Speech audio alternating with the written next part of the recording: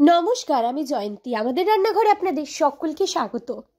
আজকে আরও একটা নতুন রেসিপি নিয়ে আপনাদের সামনে হাজির হয়ে গেছি। আশা করব রেসিপিটি আপনাদের ভালো লাগবে। যদি ভালো লাগে অবশ্যই কিন্তু লাইক, কমেন্ট, শেয়ার করতে একদমই ভুলবেন না।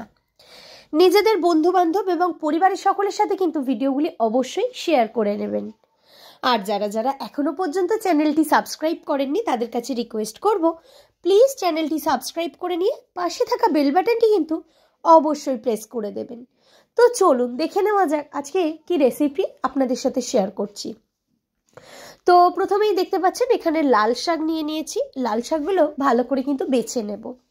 তারপর এরকম ছোট ছোট করে কুচি কুচি করে কেটে নিলাম।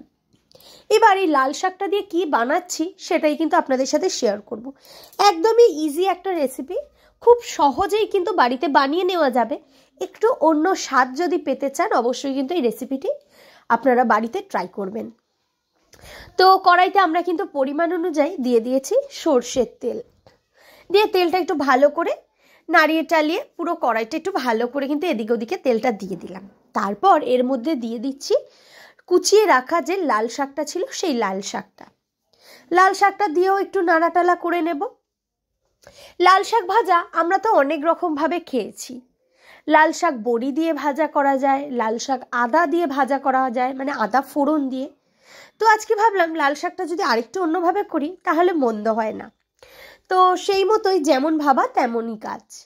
তো লাল শাকটা দিয়ে দিয়েছি আর এর মধ্যে দিয়ে দিয়েছি একটা কাঁচা লঙ্কা টুকরো করে। তো দিয়ে একটু নাড়াটালা করে নিয়ে এর মধ্যে দিয়ে দিলাম পরিমাণ মতো নুন এবং চিনি। এটা দিয়েও ভালো করে নাড়াটালা করছি। দেখতেই পাচ্ছেন যতটা শাক দিয়েছিলাম তার থেকে কিন্তু শাকটা একদমই কমে গেছে, যেটা প্রতিটা শাকেরই ক্ষেত্রে হয় যে কড়াইতে দেওয়ার পরই কতগুলো শাক কিন্তু একটুখানি হয়ে যায়। তো যখন একটু জলটা ছেড়েছে শাকটা থেকে তখনই আমি ওই নুন চিনিটা দিলাম। তো এবার নাড়াটালা করে ভাজতে থাকবো।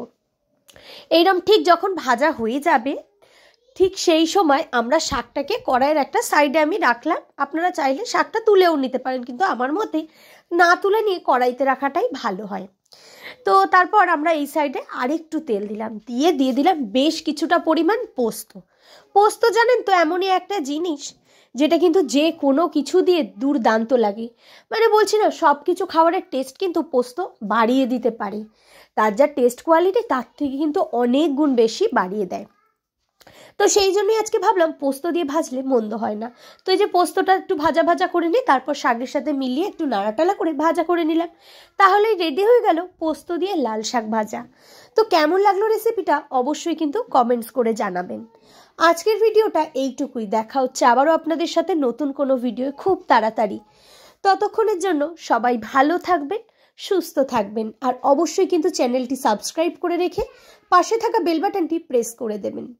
সকলকে অসংখ্য ধন্যবাদ।